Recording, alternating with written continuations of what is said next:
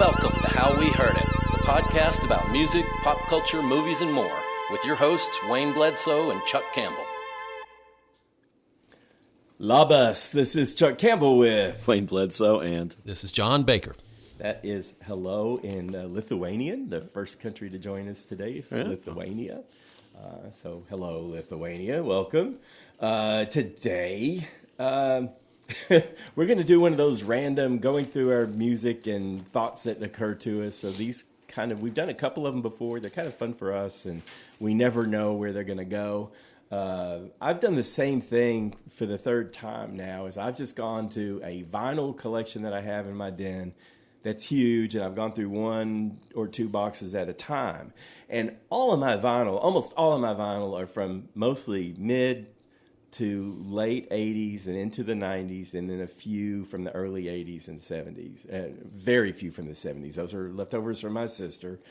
And that's it. And when I went through it this time, I still came up with interesting things. But I think next time maybe I'll go through my CDs or I've got playlists. I've got the homemade CDs. And I found an iPod that I used to work out with all the time before I switched to phone and all that stuff like everyone else.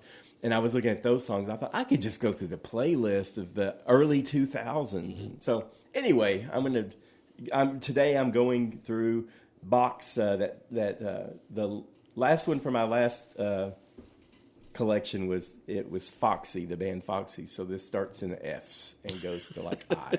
Well, just one little point you made. My phone died, I don't know, 3 or 4 months ago, and so I listen to music on my phone all the time, and I just happened to dig through a box and found an old iPod of mine, and it took a charge. And so I was listening to it on shuffle, and I was just like amazed at how all the great music that's on there that I just hadn't heard in forever. Exactly. And that's what I charged mine, and I just went to the gym and was listening to it. I thought, God, this music was great. And it was, and it just fell in the gap of like post. I never get in my vinyl records anyway, so I always forget what's even in there. And I don't know why it has such a prominent place in my den, because I don't go through them and I don't play them.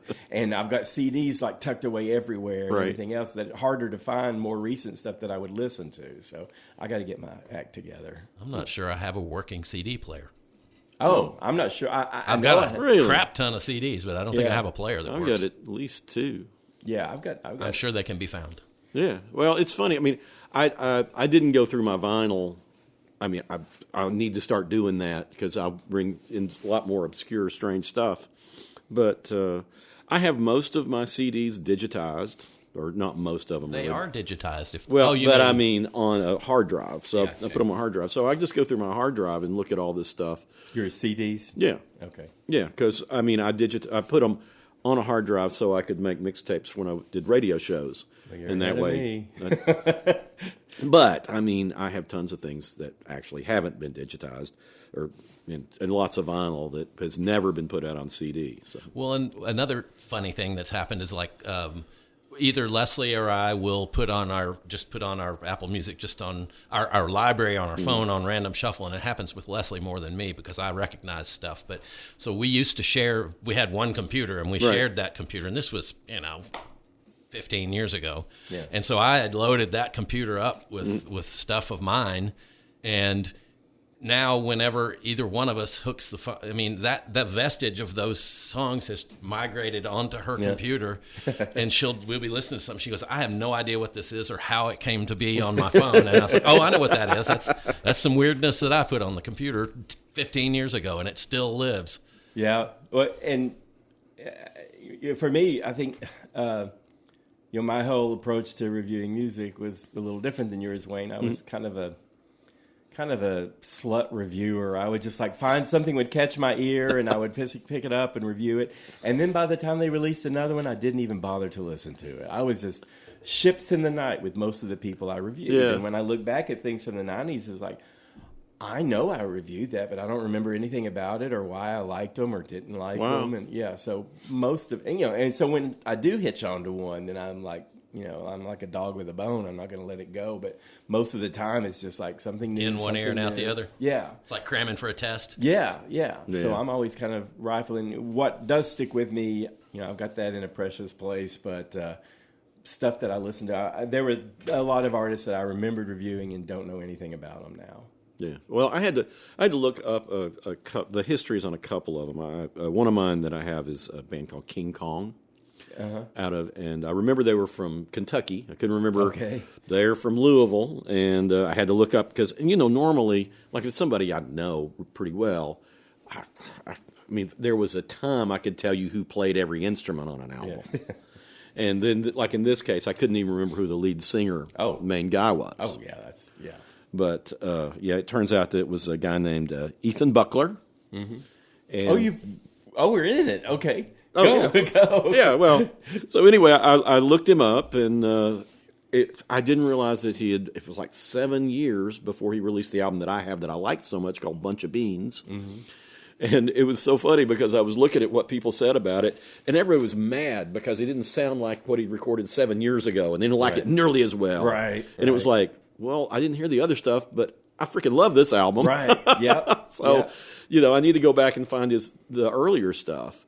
But that's happened to me before, where I'll pick up an artist like they're midstream and they've had previous albums, and people say they're not as good, and I like them. Yeah, and I go back and listen to their older stuff, and I don't like it. Yeah, and I kind of expect that's what this will be, because one of the people was talking about how I don't really like humor in my music, and it's like, well, that's what I love about this album. Dry humor's okay, dark humor, but some kind of humor, Yeah, and I mean this album is funny. He sings in this. He nearly talks his way through it to some extent, and he has kind of a sarcastic tone to his voice, and he's talking about one song that should be like a dance song called "Ride the Funky Mule." What's the name of this album? It's called Bunch of Beans, and it's King Kong or Ethan Buckler? King Kong is the name of the group that he leads.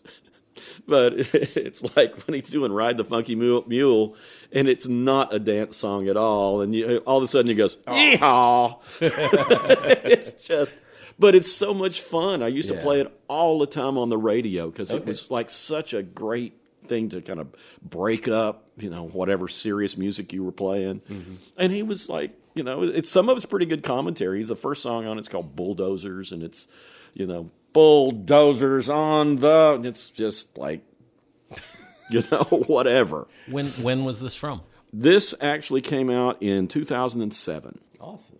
And that's the thing is I interviewed him because they played at the Pilot Light, but I didn't go to that show. And I liked the album before I interviewed him, but then as the years went on, it's like I got so that I loved it.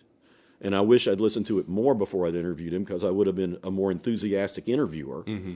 Yeah. But, so it goes. Yeah, so it goes. But great album, and if you like humor and something that's, John would like it for sure because it's weird. I actually think you would like it too because it's got kind of an electronic thing. It's got kind of a funky thing going on, but it's also just really kind of crass and different. Well, and Louisville's got a really interesting music scene. They've generated a lot of good bands. Yeah, well, that's where NRBQ came from originally. My Morning Jacket. Yeah, all sorts of interesting bands. Squirrel Bait. Slint. Y'all just making up names now. No, Slint. Well, actually, Ethan Buckler used to play, I think, a bass or keyboard in Slint. Oh, wow. Plumbing the depths of Wayne's brain. There you go. And John's brain. Yeah. I'll say what else? What you got? Okay, so my first one is probably the one that was the most revolutionary for me. So, like I say, the last box ended with Foxy Live. Foxy was like a disco band. Right. So that was something I bought when I was in school. The first one I pulled out on this box, I pulled it out. I was just dumbstruck because I had no idea I had it. It came from my sister, but it's Frampton Comes Alive. Interesting. And I just kind of had this.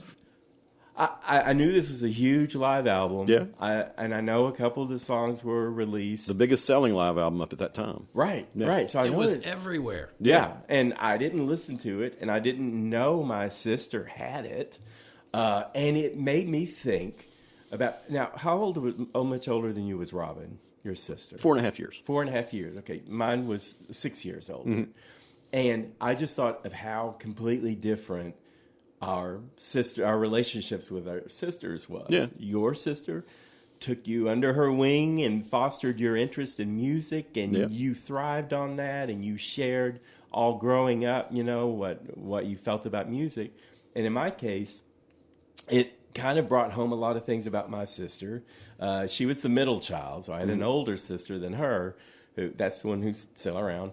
And she was Connie. She's super smart and super sweet, and she did great in school, and everybody loved Connie and everything. And Terry, she was known for being a comedian and, had a sense of humor and everything. She was my blonde, green-eyed sister. That was Terry. And we had no relationship with music whatsoever.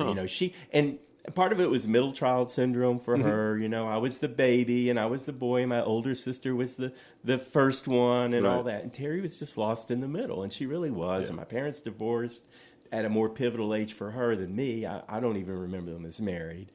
And I think she just, I started feeling more empathy for her. We went through a lot. Right. Then, we kind of reconciled whatever. I thought there's no point in holding grudges. And she died, she died kind of young. Right. And her inheriting her music was kind of a gesture from her, because I was writing about music at that point. And it was sort of a make-up thing. It's a long story, but I just thought if I had the relationship with her that you had with Robin, I might speak these languages. I might know the Frampton Comes Alive album and more about the Beatles and all this stuff that she had in her collection. And part of her music collection was a very personal thing with her and her friends. She created a whole new life for herself with her friends and her music. And I wanted nothing to do with that at all, no part of it. And anything she did like, I automatically didn't like. Yeah. So that's part of why I'm averse to a lot of the things, the older music, and why I just didn't connect with music. And when I finally did, it was stuff that she would never have liked. Yeah, that's it. It's funny because, I connected with my whole family kind of through music. Okay. Because, with Robin, I had to, my mom made her take, when she started dating when she was like 14. Oh, wow. 14 or 15. Oh, wow. Okay. But I had to go with her on her dates. Oh, no. Man. Honest to God, I was like I had to chaperone. Were you like 10? Yeah. But how boring would that have been for a 10-year-old? I had a great time. For a 14-year-old. We would go to movies and we'd hang out with her friends, and her friends they all liked me, and I liked what they were listening to, and I was interested in their stuff. So I had this great relationship, and weirdly, I think she kind of appreciated sometimes that I was there, because I think sometimes it kept things from getting out of hand, and and they'd sneak me into movies, R-rated movies I shouldn't be in. Right. That was cool. So we had a great time, but then with my mom, I related on she loved Elvis and Jerry Lee Lewis and Ray Charles, and that was I loved all that stuff. I started off imitating Elvis when I was 3, and then when my stepdad came along, it was like he was listening to Johnny Cash and all this other country stuff that I started getting into because it was cool. I had some with my older sister. She liked Motown and stuff like that. Yeah. My dad, he liked classic singers, the Rat Pack and stuff like that. And my mom, she likes the more jazzy. So she liked Bacharach. Mm-hmm. Burt Bacharach. Oh, yeah. Burt Bacharach. But, that I was okay with that, but we didn't spend a lot of time talking about it. How much older is she? 8 years. Yeah, a little more than time. 8. Yeah. So she was almost like a second mom. But, the middle child thing, it's a real thing. It is, yeah. And, my middle child was like the academic achiever and everything, but I know he always felt like he was kind of the odd man out because my youngest, which is my daughter, and my oldest, my son Andrew, he always was looking out for Lauren. Yep, and my oldest sister was always looking out for me, mainly from Terry. Yeah. Plus, just as a baby, you get away with everything. Oh, everything. I was the baby in our family. My sister's 4 years older, and my brother's 6 years older. Yep. So, but both of them were huge influence. A lot of my vinyl collection came from records I stole from my sister or my brother. Yeah. Right. And my mom listened to music all the time. My dad listened to. Music came from everywhere in my family. Yeah, me too. Well, the biggest music fan was my sister that I wanted nothing to do with. Yeah. And I would have got along great with her musically. Yeah. She was a Category 5 Hurricane Blonde. Hurricane Blonde. Yeah. So anyway, we can move on. That's the longer story. I just was actually floored, and I thought, oh my God. Did you pull out Frampton Comes Alive and listen to it? I didn't listen to it. No, I told you I was busy. I was just looking. Yeah, because my older sister had that album, and it was on all the time, and you just couldn't get away from Peter Frampton at that point. Well, you couldn't get away from radio. I looked at it, though. I pulled it out. I would pull them out to see how worn they were. Yeah. And it was pretty unscratched. So I'm not sure. She may not have even liked it. And we may have talked about how it was overrated or something. I don't even know. And I'll never know. But it could also be like, my copy of Dark Side of the Moon. I never needed to listen to it because it was always on the radio. Yeah. And that's the same thing with Frampton Comes Alive. I mean, I didn't buy it, and I liked it okay, but I didn't need to buy it. It was, like John said, it was everywhere. Yeah. That was a humongous hit. Yeah, and I mean, people I didn't expect, like our friend Kevin Abernathy, that was like his big influential album. And it's like, it came out in, I think, 76. Sounds about right. Yeah. And I was already into more obscure stuff and, trying to be a music snob until I learned how stupid it was to be a music snob. Yep. It was stupid to be a music snob, too. Yeah. But you look back at it, it was a good album. But, Frampton used to come through here with Frampton's Camel and things like that. He played in Knoxville before he became like a superstar. Mm-hmm. And then that album made him a superstar. It was huge. And what a low-res photo. I looked at it, it's like blurry. It's like, is this some knockoff? It's like, I guess this was just the picture. Well, but go ahead. I was just going to say, I mean, I'm sure there were others, but he was like the first sort of long-haired rock and roll star that was promoted as a sex symbol. Yeah. I mean, because he was, he made the women's hearts go pitter-patter. He was pretty. He was a very pretty guy. He's a pretty guy. Yeah. But you're talking about low-res photos. It is kind of low res, but compare it to Blood on the Tracks because people don't even realize that that's an actual photo. That's like something from him and Dylan in the distance, and they've blown it up so much that it just looks. It just it doesn't even look like a gray picture. Spot. Yeah. Yeah, it's weird. Okay. Well, anyway, we can move on. Well, my approach was that. I've usually just I've got all my records in these little bins up there, and they're in alphabetical order. And the first time we did this, I just started with the A's, and so this time I started at the very end. So a lot of the first picks I have are compilation albums or soundtracks. But the first one that I picked out, and I just think it's one of the greatest albums ever made, and that's Nuggets. Oh yeah, it's just it's a double album collection of 60s garage band sort of psychedelic. And you've heard some of these. There's I Had Too Much to Dream Last Night by the Electric Prunes, which is a fantastic song. Got all kinds of fuzzy guitar on it. Dirty Water by the Standells, which is interesting because it's about Boston, and they're singing, Boston, you're my home. But they weren't from Boston. But when they went to Boston and on their tour, they welcomed them home because they didn't know that they weren't from there. It's kind of funny. Lies by the Knickerbockers. It just sounds just like Paul McCartney and the Beatles. It's really great. Pushing Too Hard by the Seeds, who are like this. Well, their motto was 3 great chords, 5 great albums. It's like they're just really simple, just kind of grunty, kind of a predecessor to the Stooges, maybe. I don't know. Psychotic Reaction by the Count 5, which is a great Yardbirds ripoff with fuzz guitar. Sounds just like Jeff Beck.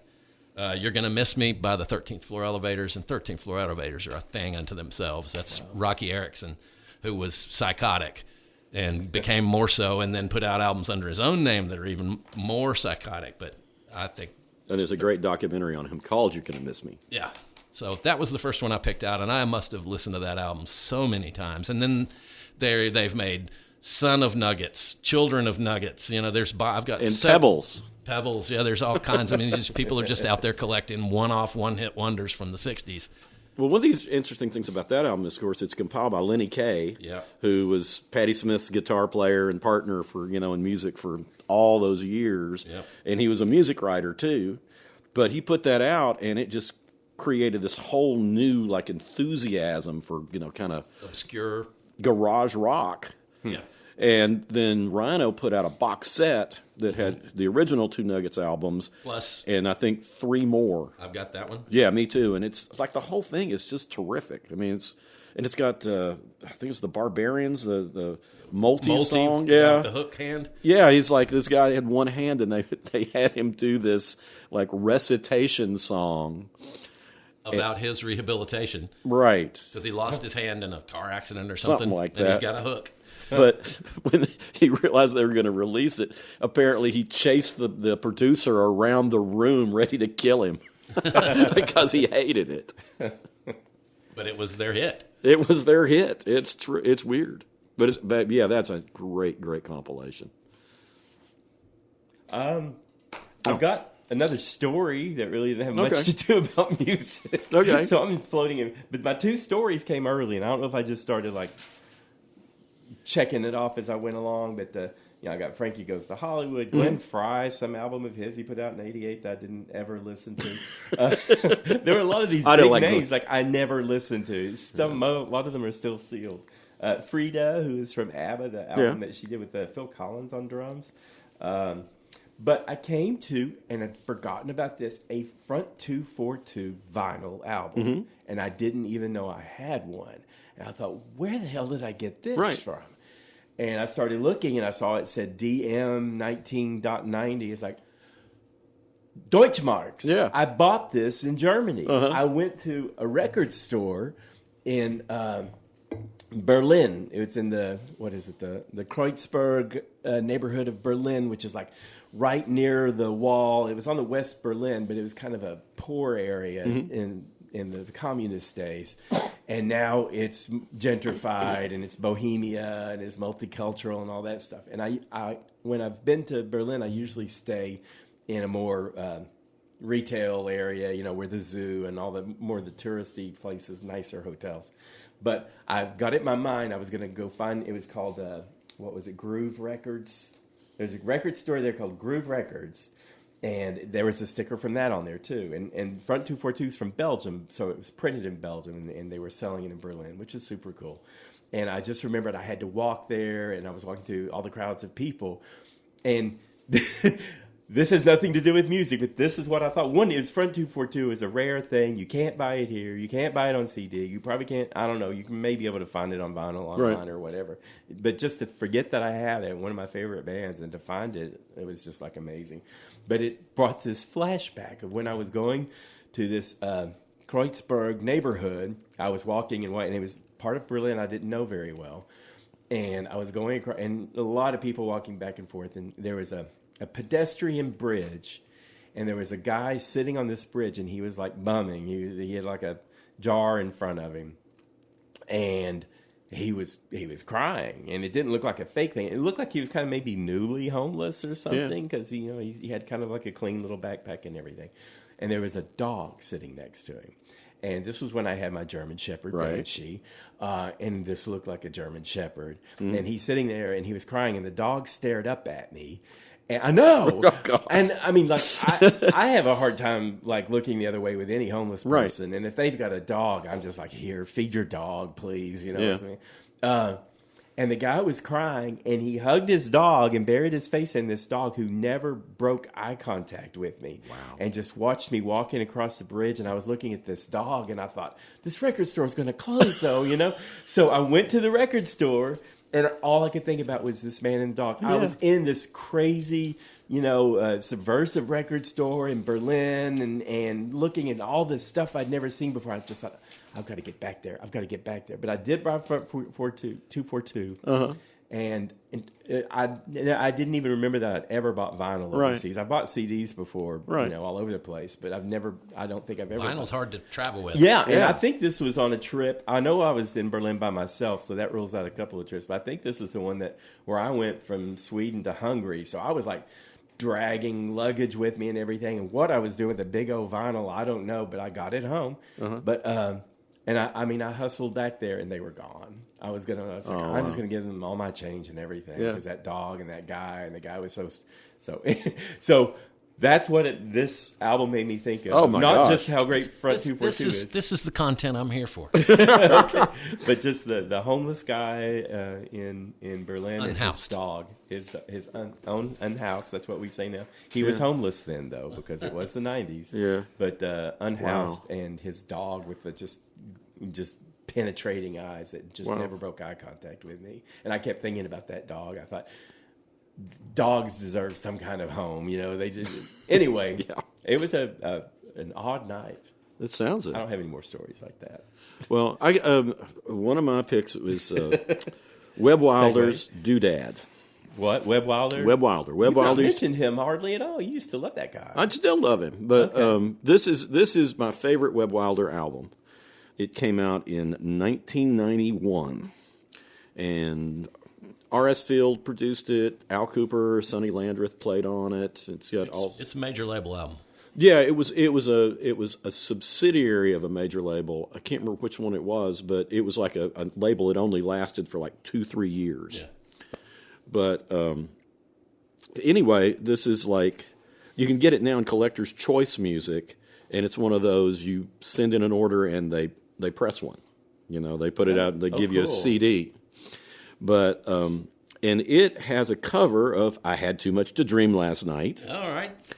And it's interesting because, I used to talk to Webb like pretty much every year, but they gave him a budget for a video, and Webb and the guy that he would get to do his videos, who did help create the Webb Wilder character. Webb's real name is John McMurray. He's from Hattiesburg, Mississippi. But the guy that was going to get to the video said, "Hell, we could do a whole movie for this." So they made a movie called Horror Hayride. Oh, wow. Is it a horror movie? It's More comedy, I think. Yeah, it's comedy. But he plays a private eye, and on the trail of there's a sort of a murder thing involved and made a film. But the movie is so much fun, and I think you can still find it on YouTube. I got it. They used in the VHS years. They put out a collection called Cornflix, which had all the Webb Wilder's things on it. But we watched Horror Hayride back when it was on TV. I think it was on Night Flight. Mm-hmm. But then I got the Cornflix thing, and my son Andrew, who was my oldest, when he was 4 or 5, became obsessed with Webb Wilder. Really? Yeah. Okay. And Webb always wore a hat. Mm-hmm. Andrew had to wear a hat. Mm-hmm. Webb always had these kind of crazy moves, looked kind of weird and gawky. Andrew always imitated all that stuff. So when Webb came to a bar here, I couldn't get Andrew in because it was a bar, so he couldn't get in. So we went to the sound. I called Webb and talked to him, and we went to the sound check. So Andrew got to go to the sound check and go back and meet Webb. Went out. We went outside so we'd get some pictures together and everything, and it was great. It was just so much fun, and Webb really liked it because here's this little kid, with his Webb Wilder hat on, imitating Webb. That'd be something. Can you imagine if you were just popular with some kid who was like imitating you, and just coming across that would be so mind-blowing. You know? Well, he seemed to really appreciate it. And of course, Andrew was just thrilled that we were there to meet, Webb Wilder that he'd been imitating all this time. Yeah. And but the whole album's great. R.S. Field wrote a lot of the songs on it. Sonny Landreth wrote Meet Your New Landlord, which they do a great version. But the whole album, it's got The Rest Will Take Care of Itself, which is another R.S. Field song. It's one of my kind of very favorite, philosophy of life type songs. Okay. But yeah, I've still got pictures up of Andrew and Webb together, and it's a lot of fun. Oh, that's awesome. Yeah, Webb I think remembers. I talked to him several times past those years. But yeah, and he's a great guy. He's still performing. Is he? Yeah, he performs here in Knoxville every once in a while. Sometimes he does just an acoustic set. But yeah, great guy and just great music. Yeah, I remember you mentioned him a lot when we worked together. Yeah. You just mentioned him now, and it's like, I don't know if you've talked about him at all. We've been I in don't this think podcast. I remember us talking about Webb Wilder in here. I don't think I have, but he's got a whole stack of albums. In fact, he recorded, our friend R.B. Morris, who's here from Knoxville. He's one of the people who recorded an R.B. Morris song. He recorded a version of Old Copper Penny. Mm-hmm. And Marianne Faithfull recorded That's How Every Empire Falls, and so did John Prine. So, okay. But yeah, so anyway, you Webb polished Wilder off an icon and brought him out to play today. Yeah, and I'm actually surprised I haven't mentioned it before. I am too. You said yeah. He has had so many great albums, and he's such a good artist, and he's just back to rock and roll, and he loves Sheryl Crow for her Stones-ishness as much as I do. Okay. We got into a long discussion one time, and he said he thought she was the one person who was really keeping that alive. Yeah. But one other funny thing about it is his aunt ran Trumpet Records in Mississippi, which recorded all these great blues icons. And he told me a story about when the album Tommy by The Who came out. And, of course, she was a real music aficionado. And he said something about it, and she said, I think that album's an abortion. I'd have words with her. So she's ambivalent about it then. I thought that was great. I mean, I love Tommy, but hearing her say, she said something like that, it's like, oh, okay. So in still digging through the miscellaneous bin at the end of the alphabet, the next thing I came up with was the Big Chill soundtrack. Yeah. A lot of great music on that, and that was the great movie directed by Lawrence Kasdan. It's got I Heard It Through the Grapevine, Marvin Gaye, and it's got one of my favorite Smokey Robinson songs, which is The Tracks of My Tears. I just love that song. Yeah. If you look closely, you can see that. And Whiter Shade of Pale, Procol Harum's beautiful song. Yeah. And I just love the movie. It's not on the soundtrack, but the whole movie starts with "You Can't Always Get What You Want" when they're at a funeral. Oh, really? And it's just a great. The choir comes in, and it's just that's a great movie. Do you know who the body in the casket was? Was it Costner? Yep, they didn't show him, but it was Kevin Costner. Yeah, they're dressing up a body in the casket, and they never show his face. Yep. Well, and apparently Lawrence Kasdan's 91 movie, Grand Canyon, was supposed to be because The Big Chill came out in 83 and Grand Canyon came out in 91, and they were supposed to sort of be bookends for the 80s decade. And Grand Canyon's another one of my favorite movies. I've not seen that one. Oh. I need to watch that. It's so good. Huh. It's Mary McDonnell and Danny Glover and, I don't know. Oh, Kevin Kline. Yeah. It's really good. You should watch it. Yeah, I'll have to check it out. That may be my recommendation for today. Okay. Well, my recommendation comes up soon after Front 242. There's a Full Metal Jacket. We got so many soundtracks back in the 80s. I don't know why. Every movie, and I never reviewed those, so, or at least not back then. I didn't.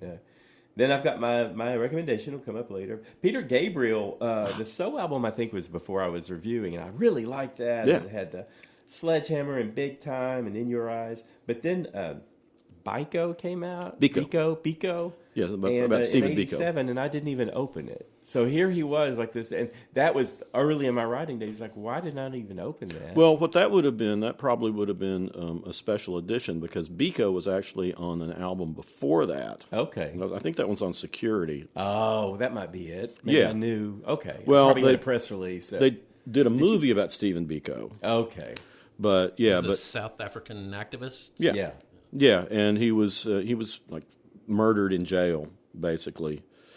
And then after that, it's a Passion of Christ, the Peter Gabriel, Last Temptation of Christ, 2-disc. I obviously didn't review that, so it's just weird that I would like this artist, and he's kind of fresh in my likehood, and then when I'm reviewing, it's like I come across things that I'm not going to review. Well, that was he did a lot of. He was very influenced by world music at that time. Yeah. So he did that soundtrack and the Rabbit Proof Fence soundtrack, right? And a bunch of things. And Birdie. That's not what I was doing. Yeah, he did the music. I was doing the hits albums, not So, and then I had this Gainsbourg album. I don't know if you remember. Serge Gainsbourg. Love on the Beat, and it came out in. I've obviously never listened to it. I think it maybe 80 something. And he had his 13-year-old daughter with Charlotte on it, and it was a lot of explicit French lyrics, and it was like a sex album. Yeah. And I guess that's Gainsbourg on the cover. Yeah. I just thought it was some woman and thought it was like cabaret music or something. No, I read about that album, but I mean, I love exposing myself for being just an ignorant, Anyway, the Gap Band, some weird 12-inch that I bought in 81, forgot all about. Yeah, you're in the G's, right? I'm moving into the G's. Yeah, moving in. Something that was called Special Heavy Vinyl. It was a group called Gaunt, and a limited edition special heavy vinyl. Well, for those who don't know, the vinyl during that last period of vinyl before CDs came in sucked. They used really low quality vinyl, Okay. and it. I think that one came out in 1998, so Yeah. whatever it was. I've got some albums from the '80s that just the sounds. It sounds like they've been played 500 times before you put it on the first time. Yeah. Gen X, that was Billy Idol's band. I had a 12-inch of Dancing with Myself, and that was before Billy Idol was a solo thing. And I love that's still my favorite Billy Idol song is Dancing with Myself. I thought he was solo by then. Huh? It was like 81. Dancing with Myself is Billy Idol. That's not Yeah. Gen X. Yeah. Well, it was on the Gen X album.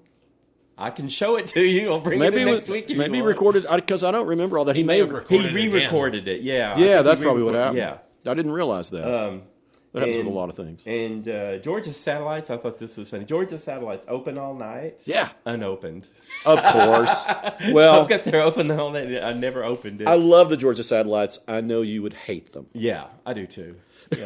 but I love them. I think they're great. Let's see, just stuff and stuff. Debbie Gibson, I didn't realize she wrote all of her music, and I found one of her albums. And Generation X did do Dancing with Myself in 1981. Interesting. there we go. There you I've go. got a 1981 vinyl 12-inch of I didn't- Generation X doing Dancing with Myself. Huh. So forth and so on. Vince Gill, my mom liked. I didn't review him. Philip Glass. I have a Philip Glass album from Which one? 1989. 1,000 Airplanes on the Roof. Oh yeah, It's in pristine shape, so I'm not sure if I never listened to Good it. reading music. yeah. You'd Okay. like that probably. Okay. I'll move up to the Go-Go's. That's something where these are worn out, these albums. Yeah. Beauty and the Beast from 1981, Vacation from 1982, and Talk Show from 1984. And I think Those are that's great. when Those they are all broke- great records. Those are all three great albums, and I listened to hell out of them while I was in school. I have an Andrew Gold album, which I I didn't realize, and it's a cutout. Yeah. So it's a 1978 cutout album of Andrew Gold. Was it that just a self-titled one? no, it's All This in Heaven Too.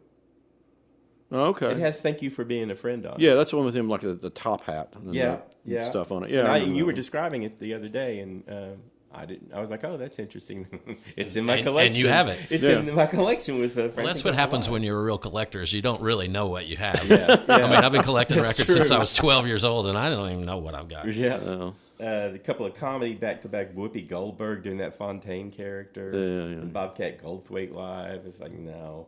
Martin Gore from Depeche Mode. Yeah. I didn't know I had this. This is like his solo debut. Yeah. Called Counterfeit EP. So I'll have to check that out. I just love it. You're going through your collection. I'm gonna have to check this He's from out. Depeche Mode? Yeah. Okay.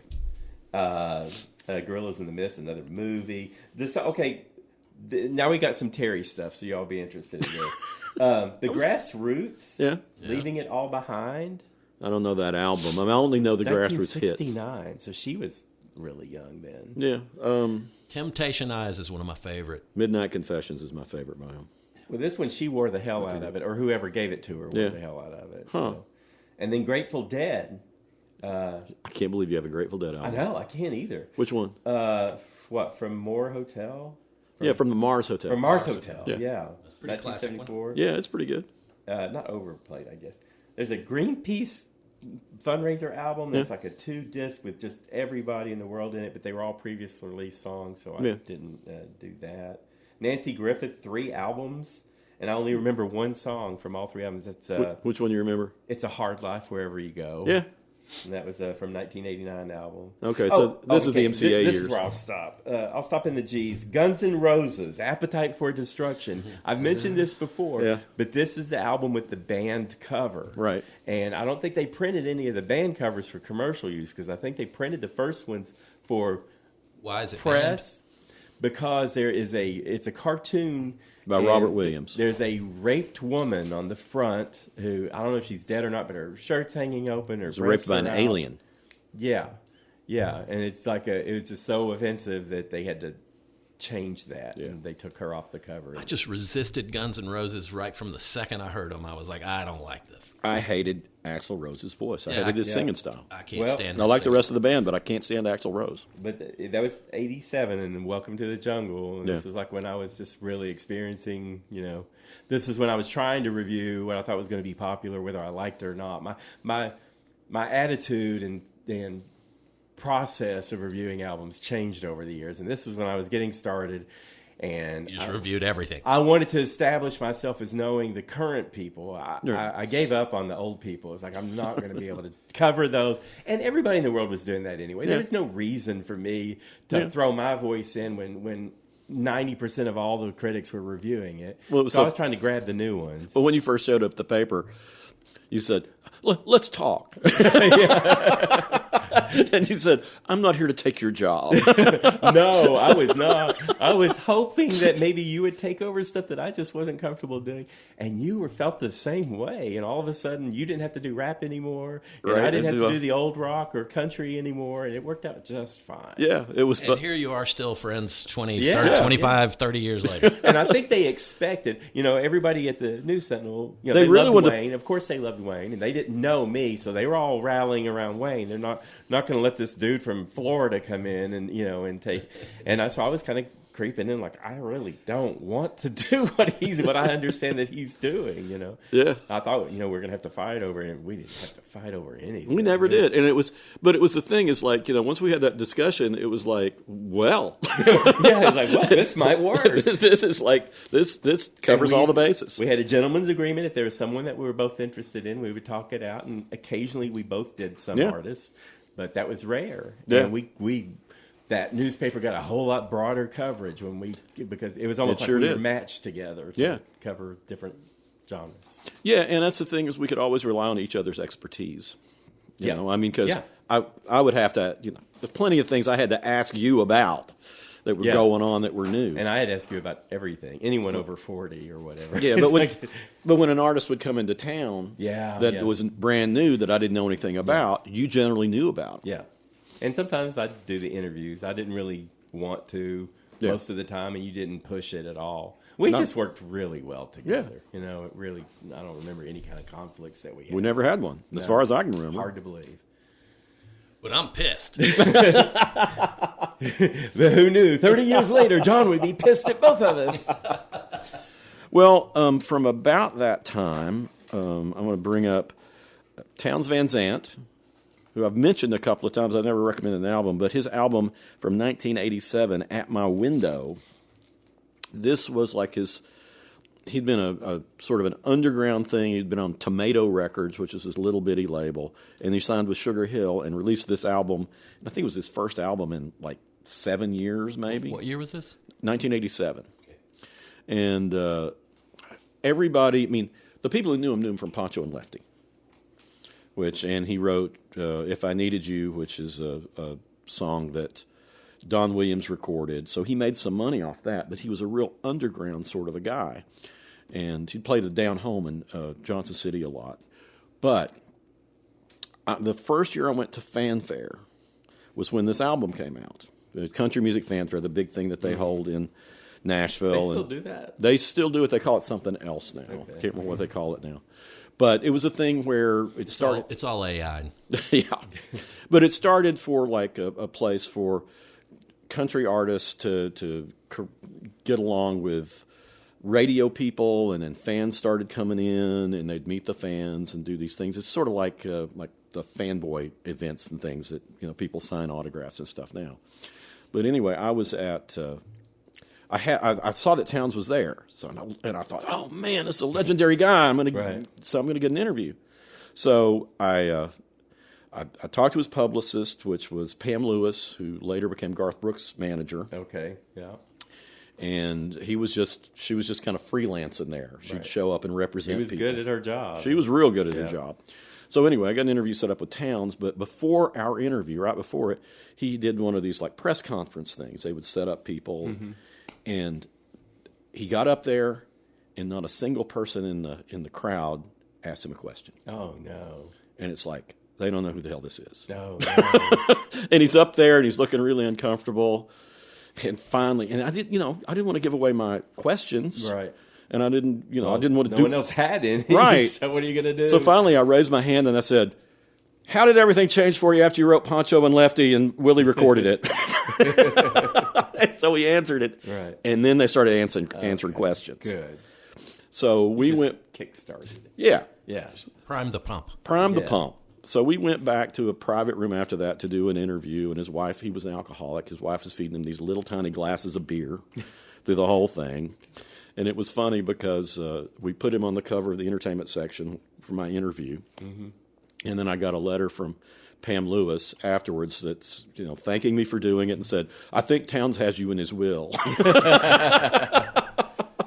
Pam was good at her job. I don't know if she's still working, but she was Oh, good. I think she retired a long time ago. She retired on that Garth Brooks money. Oh, yeah. And she stopped talking to me because Garth played Elligaroos, which was this little great little listening room that was here in Knoxville for a little while that Ashley Capps, who started Big Ears, and Bonnaroo had going. And it's right when my first son was born, and I wasn't going out to shows. And she kept trying to convince me to go to this show. Right. And she sent me his first album, which I thought was like the so-so. Right. And finally, she kept calling me, and I finally said, and I don't even think the album's that good. And I never heard from her again. Oh. I never got an interview Okay, with Garth well- until 20 years later. Okay. All right. I'll quit praising her then. Well, she was fine. I mean, she believed in him so much, and I It's got it. interesting how much. It paid off. Yeah. Oh, sure. Yeah. Back then, our relationship with publicists had a lot to do with really how well artists made it or didn't. Yeah. That's not really a phenomenon anymore. No. But yeah, they used to call, and I got it all the time. And once they saw what I was reviewing, I was reviewing stuff that a lot of other people weren't. So they'd try to get product to me. Yeah.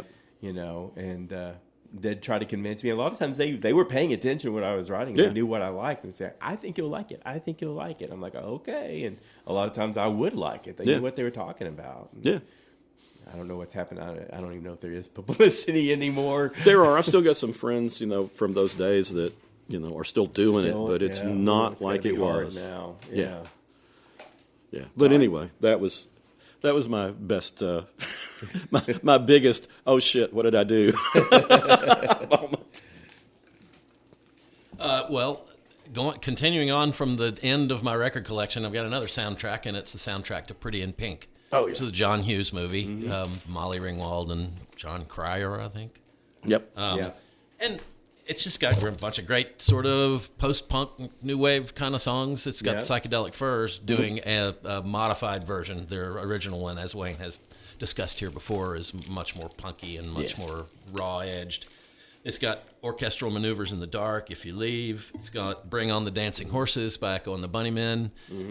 It's just it's a good collection of kind of what was popular in the mid-'80s for college kids and high school kids. Yeah, those movies were just before I was writing, so a lot of that stuff I just missed the window, and I was getting Gorillas in the Mist, but yeah, I don't know what I would with that and Breakfast Club and Great music, and 16 that's the hallmark of Candles. John Hughes movies. Yeah. Was they just had really great current pop hits. Yeah, and I appreciate it. It wasn't just like old standards they could dig up or anything like that. It was like pushing the thing forward. Yeah, but not too hard. You know, Yeah. Just right. Still right balance. palatable to the general public. It Exactly. wasn't too edgy. Yeah. But anyway, I listen to that album a lot. There's a Smiths is on there too. Yeah, that's a good album. Blowing through here, Hall & Oates, a lot of great stuff from them, but it's all their good stuff was before I was reviewing, so that was just personally collected. Jan Hammer, Escape from Television. He was the Miami Vice, and Yep. I was in Florida when Miami Vice was popular, and I thought surely this is just a Florida phenomenon. Nope. Because they were all about it down there, but I couldn't imagine. But no, it was a nationwide phenomenon. He played with Jeff Beck and Neil Schon. Yeah, Okay. yeah, he was a big thing there for a while. Mm-hmm. Emmylou Harris, a few albums of hers. Didn't know any of these songs. Oh, Chuck. I know. I'm so George Harrison, Cloud Nine. It was something he did with Jeff Lynne. Jeff Yeah. Lynne. That's kind of later on. I didn't notice the Jeff Lynne part until last night. It's kind of that collaboration that led to the Traveling Wilburys. Yeah. I mean, I would have listened to it if I'd realized, if I'd looked on the back, and I just thought, oh, this is a Beatle. There's no way I'm doing this. And then- no, I mean, you know what I mean? It's like, I don't know. I knew way less about the Beatles then than I know now. There's no way Right. you're going to just take this one of the seventh four. solo record of a Beatle. And write anything that's not just going to be shredded by anybody who's a fan of his. Or the Beatles yeah. or whatever. Yeah, I see what you mean now. And there was the George Harrison, The Best of Dark Horse. Yeah. 1967. That was his record label. Okay. That's it. Okay, that makes sense. Jerry Harrison, wasn't he in the Talking Heads? And Tom Club. Yeah. and the Modern Lovers. No. Oh, yeah. He wasn't The in Modern Tom Lovers. Club. Yeah. Yeah, Jerry Harrison. Jerry Harrison. Chris France was in Tom Club with Tina Weymouth. They were Right. a couple. Yeah, Jerry Harrison was in Tom Club. No, I he don't was think so. in the Jonathan Richman and the Modern Lovers before the yeah. Talking Heads started. And the drummer, David Robinson, in Modern Lovers, went on to be the drummer for the Cars. Oh, I didn't realize that. Okay. A whole lot of Debbie Harry stuff I didn't even. Oh, know I'm so came out. surprised. I've forgotten about these. I mean, because Really? Blondie was so big. Yeah. And her solo stuff just didn't match. But Yeah. there was one 12-inch single that she had for "In Love with Love," 1987. That is just dynamite. It's just like so frenetic, and the chorus is great, and it's like that one's up there with the Blondie level. Is But that off most the of- Cuckoo album? The No, one? no. Cuckoo was shoot. When was that? That was like 81. Oh, okay. That was from like 6 years later. She, Okay. She had Deaf, Dumb, and Blonde. I was like, I don't. Even as the fan that I was, I Yeah. just like enjoyed them in the moment, and they were disposable to me. Chess Records Xmas, Ofra There Haza, you go. the Madonna of Israel. I don't know if you remember. I her. remember Ofra I did Haza. one of her albums. Heart. I found a Heart Greatest Hits that I must have bought in the '80s, but it was Greatest Hits Live. And I guess once I realized that, my enthusiasm. You put it in the dropped. box. Yeah, it was no longer interesting to me. Heartbreak Hotel soundtrack with Dave Davies. It was from the Kinks. Mm-hmm. Okay, I never listened to that. Jimi Hendrix. This is a Terry. You thing. have a Jimi Hendrix album. 7 songs, 25 minutes long.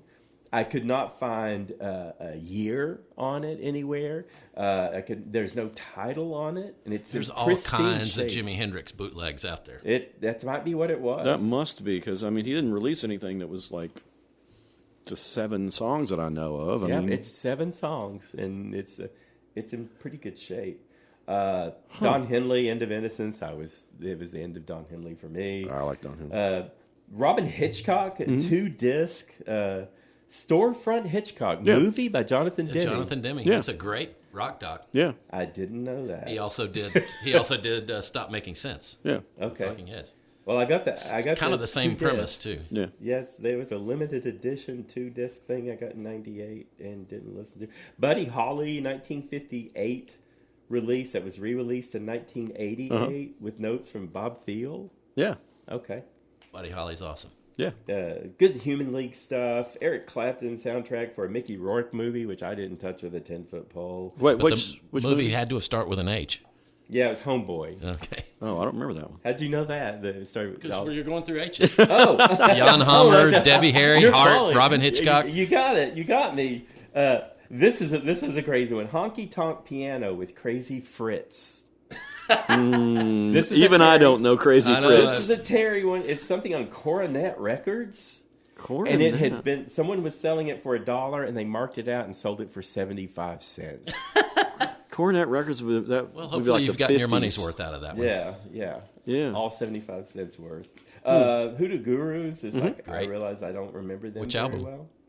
well. Hoosier soundtrack again. Well, Which album for the Hoodoo Gurus? whatever was in 1989, Mars Needs Guitars, maybe? maybe. That's a good one.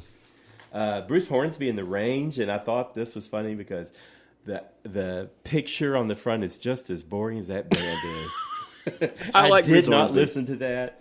A couple of Hugo Largo albums from the late 80s. Husker Du, I remember Candy Apple Red. But Gray. there was Candy more Apple, stuff that I Candy didn't Apple remember. Gray. Candy Apple Gray. Oh, what did I say? Red. Red. That's- Oh, And that was their first Warner Brothers record, right? Yeah, I think so. And I don't think it was nearly as good as the SST stuff. Right. But here's my specialty. It's Humpe Humpe. And it was a pair of German sisters doing synth pop in the 80s. So this is what this is the one of all that I've said. Of this course. is the one that was the most watched or looked at by me. And they had a song called 3 of Us. And I thought, oh, is this like like a proposing a three-way, the two sisters with a guy. And it's single. They're both doing the voice of like one woman, I guess. And they can't decide between two men. So it's a proposal for two men with the two sisters as one woman, I guess. I don't know. It was really interesting. And they had another one called Yamaha where the whole album, they just like name off like Japanese trademarks. All the lyrics are like Yamaha, Mitsubishi. So anyway. This made me think of a group that came through Knoxville one time called Two Nice Girls. And it was actually a trio. Yeah. And well, one girl's not nice, right? I guess. Well, none of them are really nice because they've got this great song called "I Spent My Last $10 on Birth Control and Beer." It was like life was so much simpler when I was single and queer. They were great. I loved them. Well, and there's Ben Folds 5, which had 3 people. Yeah, that's true. Well, the Raymond Scott Quintet, which was never a quintet. It was just whatever. There's a lot of misleading band names out there. Oh, I do have a little one. Ice-T, 3 albums from the gangster rap days. We've moved to the eyes. Wretched now. Yeah, we are. And just looking at the covers, like, what a freaking cliche. One of them, it's a woman in a thong with no top. She's got her back to the camera. She's holding onto a huge gun. And then 2 guys next to her are holding huge guns behind their backs. It's like, yeah, I don't miss gangster rap at all. You know, that's just, thongs and guns. But at the time, it seemed scary. Yeah. Well, the Ghetto Boys seem scary. That's the one that I always thought was scary. Yeah, well, I mean, I don't know. I worked at a record store in the middle of Midtown Memphis. Yeah, oh, okay. And the people that came in and bought, Public Enemy and Ice-T and all of those that were very different kind of people than I was at the time. And that scared me. I dove into it, and I was reviewing gangster rap because, again, all those old white dudes doing Beatles stuff endlessly, they weren't doing gangster rap, so that was something for me to jump on. It was something for me to become an expert at. But they weren't they weren't rapping to me, but it was still and it did actually bring in a lot of white kids. Oh, yeah. When I would review a rap show here in Knoxville, it would mostly be country seeming white kids. Yeah. Well, but Knoxville is very white. It is very white, but it was. Say that again. You said country seaman white. What?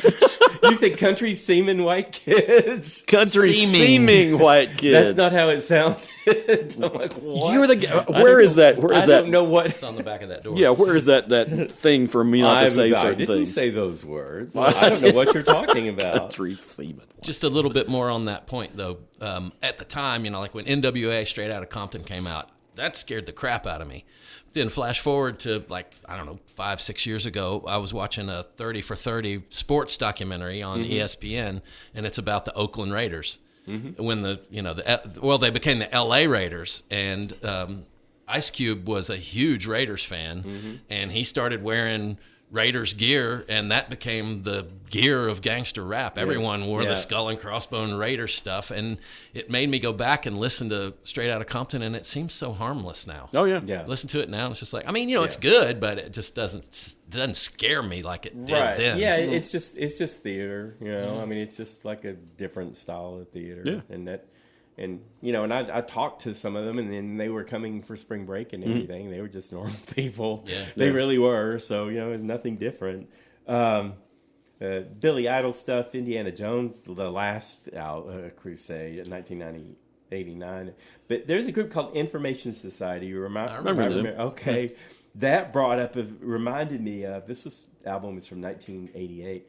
But they were down for spring break, and they were like a headliner. Most of the bands were real loose and everything.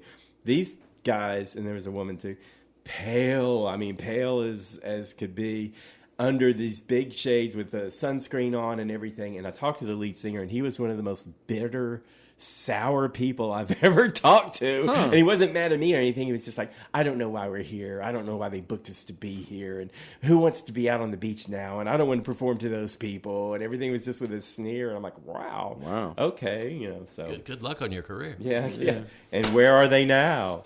That's so strange. Well, from that era, I want to bring up a group that is just really, really strange. Didn't last very long. They came through and played the Pilot Light. The Trachtenberg Family Slideshow Players. Okay.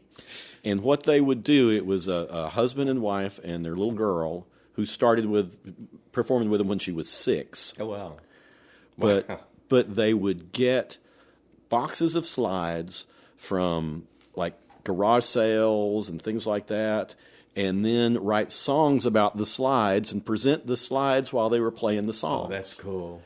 And these were like people they didn't even know. Yeah, and some of them made up stories about pictures. Exactly, and some of them were like, like for businesses to, inspire their salespeople. They've got one song called "Together as a System, We Are Unbeatable," and it comes from some motivational thing. And they create this catchy song, and of course there's slides that go with it. And when you bought the album, it had 2 videos with it. One which is 19. Mountain Trip to Japan, 1959, and it's got all these pictures of this vacation that somebody took to Japan, and there's a public execution in it. There's all sorts of stuff, but they're singing along. It's this cheery, happy thing, and they've got a thing for egg producers, and the song's just called "Eggs." And of course, every time it comes back to the chorus, which is "eggs." And they have all these little things about eggs that were weird, motivational. Yeah. They were great. Yeah, the Trachtenberg family slideshow players, and the first album, which is the one I have, is Vintage Slideshow Collections from Seattle, Volume 1. Okay. And I wish they had lasted longer. The little girl Rachel, she's been in. I think the parents kind of retired from doing this stuff. The mother became like a performance artist, but Rachel Trachtenberg became she's had other bands since, and I haven't heard that music, but I expect it's probably pretty good. She grew up with a whole lot of good music and crazy stuff. All right.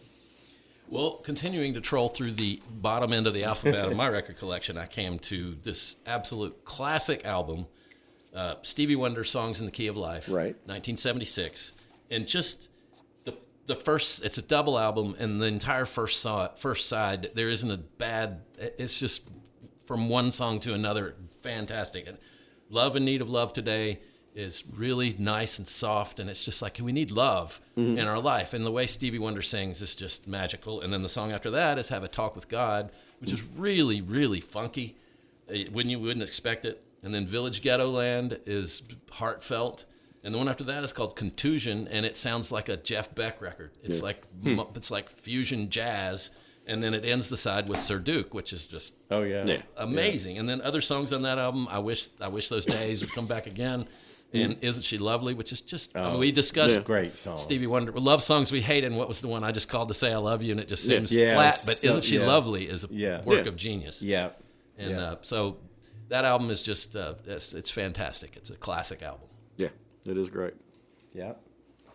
Okay. Let's see. Some band, Inner Space. I'm in the Eyes. Into the Woods. Cast recording. Pristine.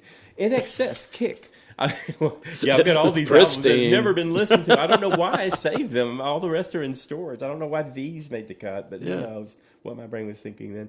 The INXS Kick album, that was such a good album, and it really made me wish that Michael Hutchence hadn't gone so soon. Yeah.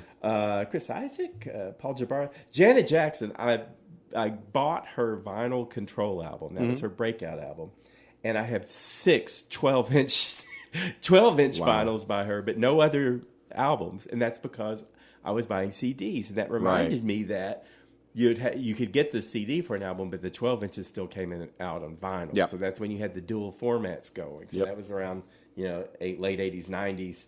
LaToya Jackson, who is the weirdest, sweetest, least talented Jackson. Rick James past his prime. Jane's Addiction, Nothing Shocking. Yep. That was before Been Caught Stealing, and I was trying to remember, where that was one with the two twins or what are joined on with their heads on fire. I think they were naked. Yeah, they were. Al Jarreau, a couple of boring things from him. A 1989 Jefferson Airplane movie and album, and it's from 1989, and it said Jefferson Airplane, and I didn't recognize any of the songs. I thought, this is way after they were Jefferson Airplane, so I don't know what was going on with that. Because they became Jefferson Starship, and then they just became Starship. Yeah. And so here in 89, way past Starship, I don't remember having like a reunion or anything, but maybe they did. Maybe it was a reissue? Or? Maybe it was a reissue. Maybe, but I looked for any clue. You know what the name? Like that. What was the name of the album? I don't know. Huh. Maybe just Jefferson Airplane. I don't know. Maybe they got. I don't remember them getting back together. Jelly Bean Benitez. 4 albums by Jesus and Mary Chain. Yeah. And that made me think, I don't remember them. I mean, I reviewed. This is one of the things I was talking about. I reviewed them and I was into them, and years went by and they just purged. And I thought, wow, I've got all these albums by them, and I don't recognize any of this. So loud and noisy and distorted. Feedbacky, but good. Yeah, I liked them. A few copies of Joan Jett's stuff, later stuff when she wasn't having hits anymore. But she was still good. Yeah. A couple of Billy Joel albums I do like. I did like Glass Houses. I know that was a cliche one out there. That was my least favorite, probably. And Innocent Man. I've got those. I paid for those. 6 Elton John albums, and I only recognized songs from one of them, and that was the Greatest Hits one. Oh. And it's like I looked at all the I did not know any of these songs. Well, and the album Leather Jackets. Oh yeah, what was that? It was terrible. That looked like it had to have been. These were later Elton. These are the later ones when he was having his worst drug. I read that the autobiography, and it's like he doesn't even remember making some of these albums. Yeah, I mean, they were bad. There were some good as he could be. He put out some. I guess awful that's albums. why when we talk about him, I wasn't You missed feeling the early stuff, and I was just hearing the later stuff. It's like, God, why is this guy so popular? Yeah, you missed the great stuff. In the 70s, he put out just string of beautiful, fantastic albums. And then he came back and did some good stuff in the 90s. Yeah. Too Low for Zero's good album. Oh, sorry. I'm sorry. Go ahead. I've got a George Jones, Rockin' the Country. There you go. I'm not sure how I ended up with that. It's all 50s songs. Yeah. Don't know it. Grace Jones Nightclubbing, I know that one. And a couple of Ricky Lee Jones albums at the end, and I don't know them or those songs. Which ones? I don't know. Late 80s. Okay. No, maybe 90. I love Ricky Lee Jones. Yeah. I just remember Chuck E's in Love. Yeah, that was her first hit, but she did good stuff all the way through. Yeah, I remember. On there, The Last Chance Texaco is a beautiful song. Yeah. I just remember being mortified by Chuck E's in Love because my classmates used to sing that to me every time. That's when she was dating Tom Waits. Yeah. They were like, can you picture a more perfect Bohemians. couple of those two? She was pretty good. She's released stuff that not too long ago that was really good. She stayed good. Okay. I mean, she had some weak periods, but she had an interesting way to enunciate and flow in her voice. Yeah, well, she did 2 albums of cover songs, and her version of Showbiz Kids by Steely Dan is like, I never need to listen to the Steely Dan version again because hers is so cool. Mm-hmm. Yeah, it's like a stand-up bass playing behind her more than anything else. That and some cool percussion, and man, she just nails it. Well, my box ended with Ricky Lee Jones. Well, I should have done it the way you did it, but I would be talking about some really weird, obscure stuff, weirder than what I have. Weirder than Hoope. Well, I want to mention. I can't remember if I've mentioned the Tammies before. No. The Tammies were a group from the early '60s, 1964. I never heard their song "Egyptian Shumba." But they re-released it. It became a thing. It's like all these Northern Soul people in England discovered it. They were produced by Lou Christie. And were they Americans? They were Americans, and they got to be buddies in the early 60s before either Lou Christie or the Tammies had made it. And then when he made it, he got them to sing background for him, and then he produced their album. And was it women? It's these 3 women with these beehive hairdos. Okay. But when you listen to Egyptian Shumba, it sort of sounds like if the B-52s had been in the early 60s and been taking a lot of speed. That's what they would sound like. Wow, the B-52s on speed. Oh, yeah, I mean... Weren't they already? That's listen to it. That's what I'm saying. Seems like you've mentioned this song before. It sounds like they're having orgasms as they sing. It is wonderful. It is just like... And of course, it's supposed to be a dance song about a dance. How come you can say that? You're upset when I say some of the other things. So are some of the other things I said. But anyway, the president of the Lou Christie fan club, because I'd reviewed some Lou Christie song or album, sent this to me because I guess he produced it. And it was one of those things, when you listen to it, you can't even believe it exists. Because it is so wild and crazy. And the whoops and hollers. Oh, yeah. And it's my favorite girl group song of all time. Okay. But some of the other songs on it are good too. What's so sweet about Sweet 16 is just so wonderful, so wonderfully corny and maudlin, and I just love it. Right.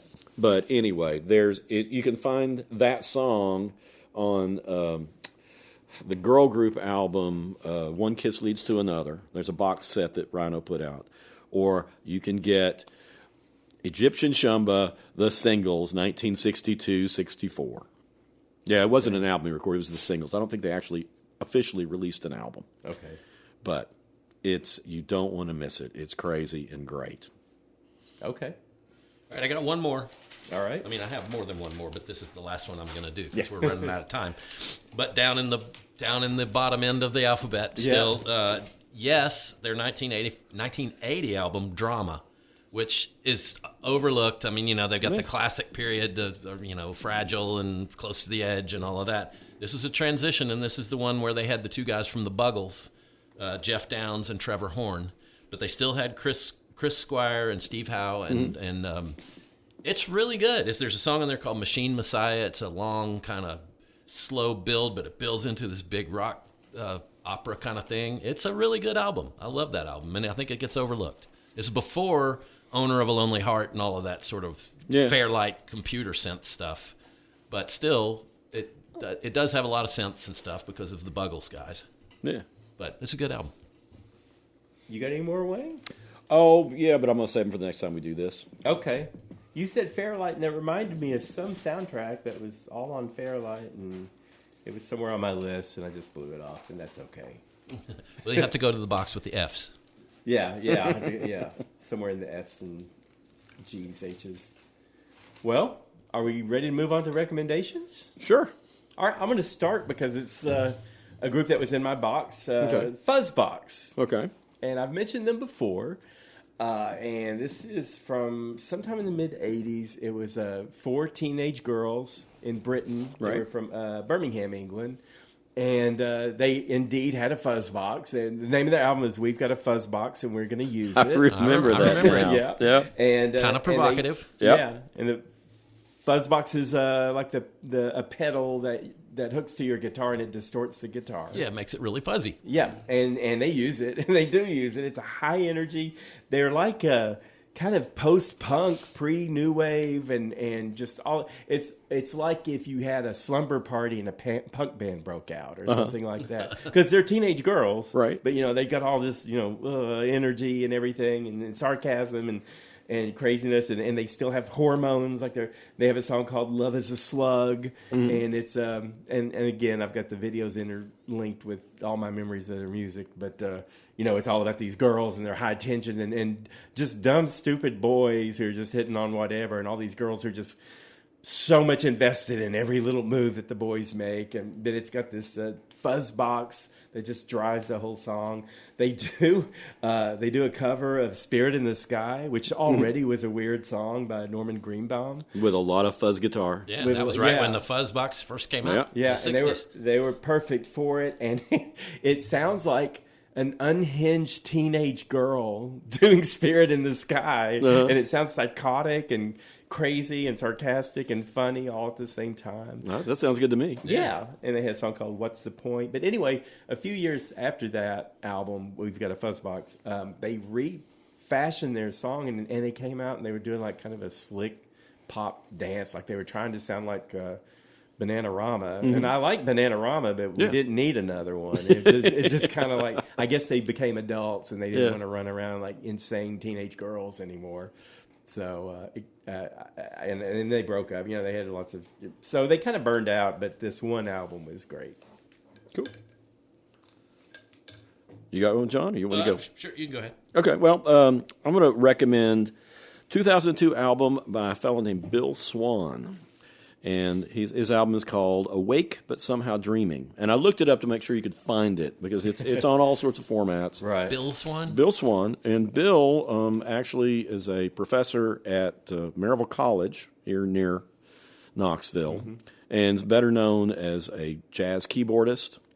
But this album is it's a singer-songwritery thing. It sounds a little bit like Steely Dan, and the songs on it are great. He's got a song called Mr. Holmes, which is about John Holmes. He's got a song about Jesco White, the dancing outlaw, called Jesco. And the reason I thought about it in particular is the first song on it is called Hook. Okay. And it's all about the hook in the song. Oh, wow. Okay. And it's about, because we did Hooks last week. last week, I should have right? mentioned it last week, but it's so much fun because he's talking about, here it comes, here comes the hook. What's the name of the album again? It's called Awake But Somehow Dreaming, and it's the only one, I think, that he did with vocals.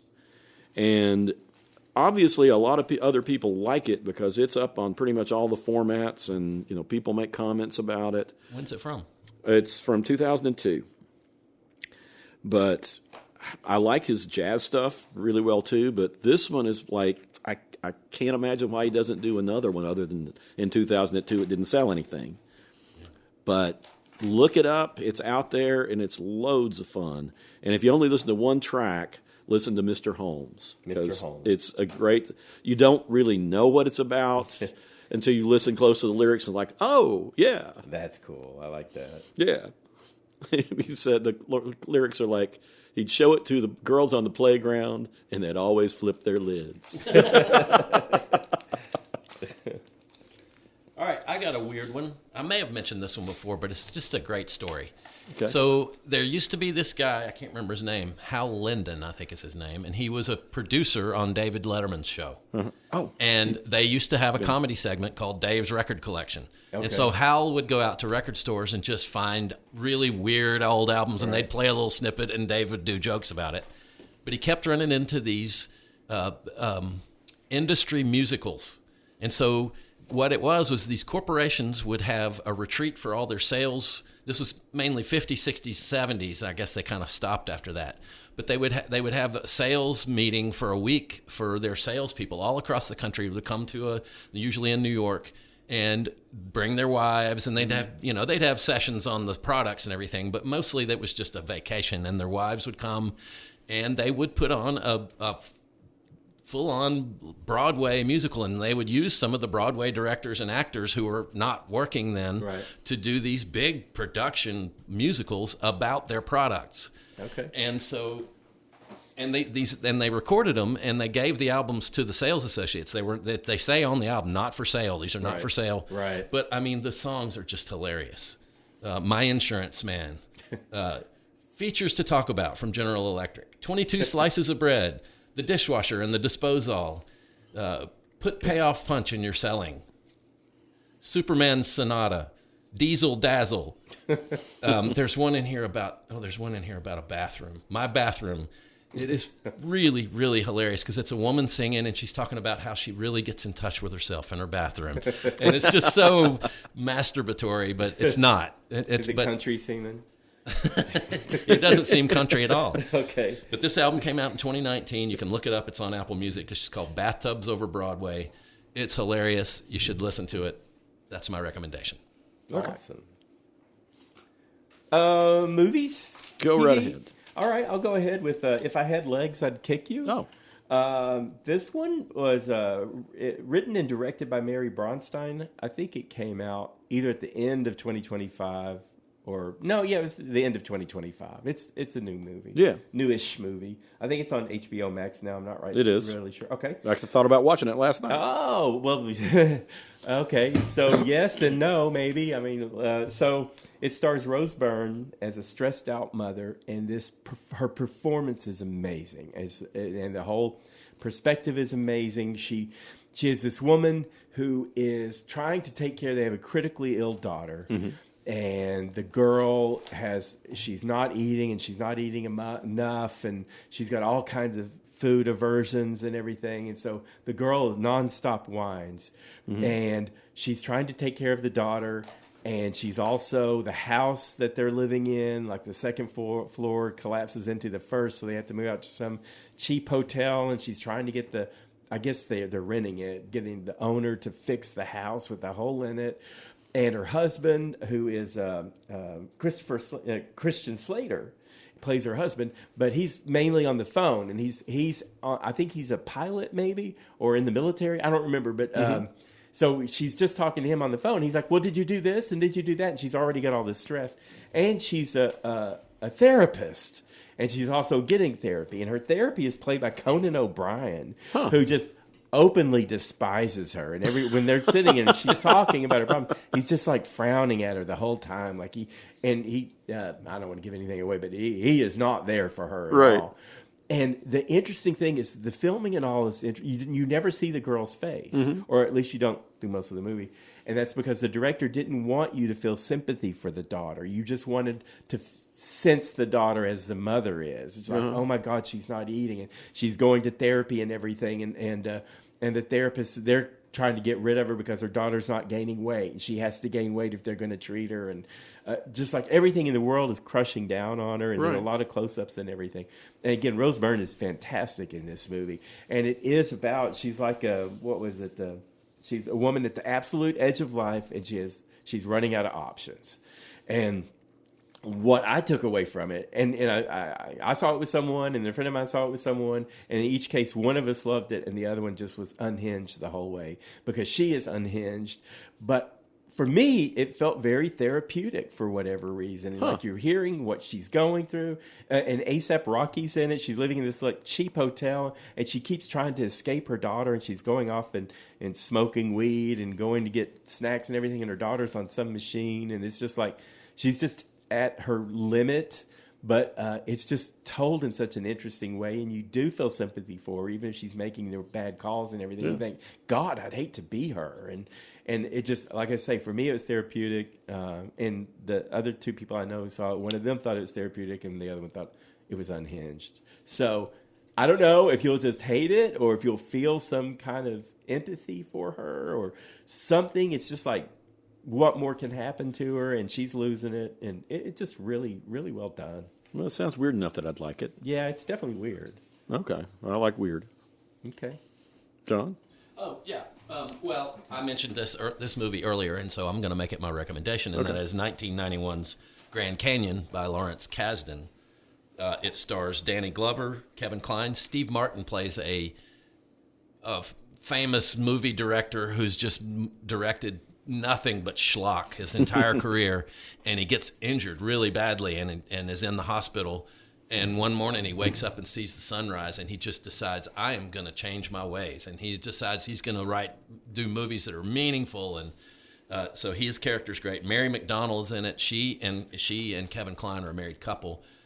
Kevin Kline's on the way home from a basketball game, an LA Lakers game, and the interstate's all backed up, so he decides to take a back road, and he ends up in Compton, and his car breaks down, and there's a whole bunch of gangsters that come up rolling up on him, and he's like, here, take my money. And they're like, man, you've been disrespecting, and they're like about to just beat the shit out of him when Danny Glover, who's a tow truck driver, comes up and saves him, basically. He says, you got to let me do my job here. He called for a tow truck. This is my job. Just give me my way on this one. And they back off, and so Kevin Kline just feels like he owes Danny Glover his life. And so they strike up this really unusual friendship, because Danny Glover's from, he's a tow truck driver, and Kevin Kline's a professional who lives with his wife up in the hills. And Mary McDonnell is his wife. She finds a newborn baby that's been abandoned, and she's just like, she's menopausal and she can't have kids, but she's like, I want to keep this baby. And they're like, we can't keep this baby. Also, Alfre Woodard's in it. Mary Louise Parker is in it. Oh, cool. It's a fantastic movie, and Lawrence Kasdan intended for this to be, it's 91. The Big Chill was 83. He intended for those two movies to be sort of bookends of the 80s, and this is 90 now, and gangster rap's coming in, and the dangers of the hood and all of that. It's just a beautiful movie, and I recommend both of you watch it. Okay. Cool. I'm interested in the Compton thing. When I was going to LA a lot in the 90s, and one of my first solo trips driving, I got lost in Compton. And I had that, that white beer, that white boy palpitations and everything. And it's like, the more I was lost, it's like, this is perfectly fine. I don't know if it's because I had reviewed so much gangster rap or whatever, but it was like I was absolutely safe and probably safer there than other places I've been in LA. So Compton's a beautiful what? Go ahead. No, keep going. I'm sorry. No, Compton's a wonderful place. Well, what's funny is when I was doing census enumeration this last time, you always go into the projects and things like that. And it was like the first time you go in there, you're a little bit nervous. And it was like everybody that I talked to in the projects was as nice as they could be. Right. I ran into no problems whatsoever. It was the suburban white people who were assholes to me. Exactly. And it was like, just you go some of these places where people don't have much money. Right. They're generally pretty nice to you. Yeah. And I was just kind of, it was like the worst person on that enumeration when I was doing it, like lived half a mile from me. Right. Yeah. Yeah. And it was like, in your very white area. right. Yeah. So I'm your neighbor and you're an asshole. I recommend all white people get lost in a black community. No, it will totally take the mystique out, and maybe you'll learn a little bit. And it turned out to be an awesome experience. Yeah, I used to be a case manager for people with spinal cord injuries in Little Rock. In Little Rock, right before we moved to Little Rock, HBO ran a special called Gang Banging in Little Rock. And when we were there, it was not uncommon to see cars driving down the road with bullet holes all down the side of them. And most of my clients were in the bad parts of town, and I had to drive over there, and they had spinal cord injury. It was easier for me to get to them than. But I think you're right. Most of the time, no one ever shot you. No one ever shot me. See, I mean, it's like, yeah. Well, I mean, it's a real misconception. It is. It is. Well, I would like to recommend. It's funny. I was going to recommend The Deer Hunter, but it was like because we watched that last night. Sarah had never seen it, and I like it What still. movie? The Deer Hunter. Oh, Deer Hunter. Okay. But you brought that up again. I think. Well, I don't know. Go ahead. I know what. Anyway, I'm not going to recommend it. Oh, okay. Because it was, it's so depressing. But then I'm going to recommend another really depressing movie. I hope I haven't recommended before. AI, Steven Spielberg movie. Yeah, with the from boy. 2001. Joel Haley Osment plays a little cyborg boy, and it is. He knows the story of Pinocchio, and he wants to become a real boy. Mm-hmm. And he's looking for the blue fairy. Mm-hmm. But it's wonderful and heartbreaking, and it has like the best. People did not like it when it came out. Right. It has Stanley Kubrick had wanted to make this movie and convinced Spielberg to make it, and Kubrick died, and Kubrick decided he's going to do it, but he kept Kubrick's style. Okay. Like a lot of the way things are shot are like very classic Kubrick shots, and it has that coldness, but it's juxtaposed with the warmth that Spielberg always puts in his movies. Jude Law plays a gigolo cyborg, and he's very good. And there was a real boy in there who was played by a Knoxville actor. Yeah, Jake Thomas. Jake Thomas, yeah. Then Jake Thomas went on the Hillary Duff show. Yeah, he went on to be her brother. A lot of the Disney things. Yeah. And he played the couple that wanted to have a child and could not. Right. They get the cyborg boy, and then they actually wound up having a real child, or the child comes out of a coma. He's in a coma for some reason. Yeah, he was sick. Yeah. Right.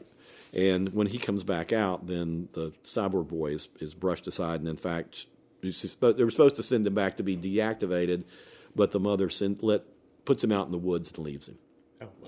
Yeah, I do. I think you recommended that before. I may have. I love this movie. I watched it based on your recommendation. Oh, okay. Well, one of the reasons I recommend new movies is I know I won't repeat them. Well, like this just came out. I couldn't possibly have done it because I know I talk about the same ones. Yeah, I apologize. I've recommended it before, but it was like it's been a while. But it's like The Deer Hunter. It's still good. It still holds up, but it doesn't hold up as well as I thought it would. That was who was the guy? It's Robert De Niro and Christopher Walken and John Savage playing Russian roulette. They're Vietnam vets, right? It goes from they spend an hour with them in their place in Pennsylvania. Was Jane Fonda in that too? No, that's Coming Home. Coming Home. Okay, that's John a different. Voight, in fact, I've recommended that. Okay, one. You did. Okay, I'm thinking of the wrong movie. But The Deer Hunter is Michael Cimino and the director Michael Cimino, and the first part of it is like 40 minutes to an hour, and it's way too long. He was a very excessive director. He's the guy who directed Heaven's Gate, which bankrupted United Artists. Oh, that was Warren Beatty? No, that was another. It was Christopher Walken, Chris Christopherson, and it was a epically long Western, which is not bad, but he spent so much money on trivial stuff. Yeah. It's one of those movies that should be remade with a small budget, and it could have been great. Small budget in 90 minutes. Right, exactly. Yeah. That's what it needed. But Cimino's career pretty much ended after Heaven's Gate. And The Deer Hunter, I thought, it's still good, but it won Best Picture and all these other awards, and I don't think it holds up as well. Okay. So anyway, I wound up recommending one that I recommended before and not recommending the one that I rewatched last night. Well, I'm not sure. I think he's recommended before, but it's good to hear it again. I've heard you talk about it before. I don't know if Unfortunately, we also talk a lot when we're not recording, and we get nervous about, wait, did I say that when we were recording or when we were just talking? So there's a lot of that, too. I highly recommend AI. Many people didn't like it, but... I thought it was. I think it's one of Spielberg's best movies. All right. Yeah, and now that we're in the real age of when that age stuff's of AI, happening, yeah, it's something to think about. When Companion came out, that reminded me a lot of it then. Oh, okay. Because that's of course a Companion was funny, at least, Yeah, it was funny. AI is not funny, but it's. What was the one where it was River Phoenix and Scarlett Johansson, and he falls in love? Scarlett Johansson voices his, Joaquin Phoenix. Joaquin Phoenix, yeah, okay. Her, and it's really good too. Yeah. Oh yeah, where he falls in love with his AI assistant. Yeah, she was. Was she a sex phone line or just a? No, it was so like. It was so he's just like flirting with this fake voice, like Siri or yeah. Just and she was just playing along with it. Yeah, but she's got a really nice voice. Yeah. And you didn't even see her. He fell in love with Scarlett Johansson without even seeing what she looks like. That's amazing. But it was doing what AI does now, which is, oh, you're so great. That's such a great idea. You're awesome. Yeah, that's you're just so the good. best. Yeah, it's like, boy, oh boy. Well, and that I recommended this podcast of Shell Game, where this guy creates a company of nothing but AI agents, and they were having a brainstorm session, and it just never ends because every one of them will suggest something, and then the next person will go, oh, that's a great idea that we do this and do that, and someone else will go, I think it's a great idea too that we do that, and they just go around and around and they never get anywhere. Yeah, just imagine what a happy world. Imagine if Lennon and McCartney had been that way. We'd have crappy music rather than Lennon going, that sounds like garbage. You need to dress that up a little bit. The Partridge Family would have been the founders of rock and roll. All right, everybody, we're going to cut out of here. If you have any questions for us, or if you have any suggestions on topics, or any other kind of feedback, you can write us at howweheardit@gmail.com. And we're also out there on social media. We're on YouTube and Facebook and Reels and X and Instagram and TikTok at this point. And so you MySpace? No. No. We should. Napster? I mean, I had a MySpace and forgot about it, Yeah, same here. I actually went back to look, and is MySpace even? Does it? A few years ago, it still existed, but it was in like pieces, and I think maybe some who was it? Some celebrity bought it. Oh, really? And then we were going to revive it, but they wound up not. A few years ago, I was still able to find like songs because it became very much musicians embraced it even when people abandoned it. And it was still where you could find people and their homemade music and all that. But then you didn't need MySpace for that either anymore. Yeah. Anyway, we're heading out. Thanks for joining us, and we'll talk to you next time. Thanks.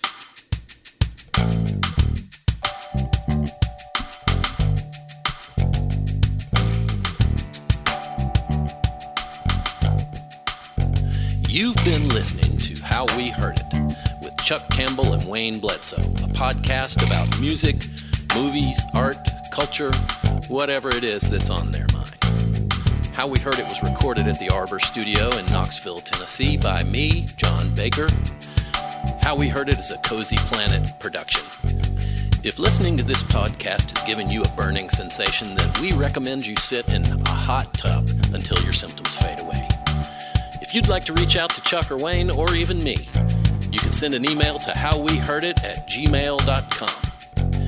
So thank you for listening, and come on back and we'll have another episode for you next week.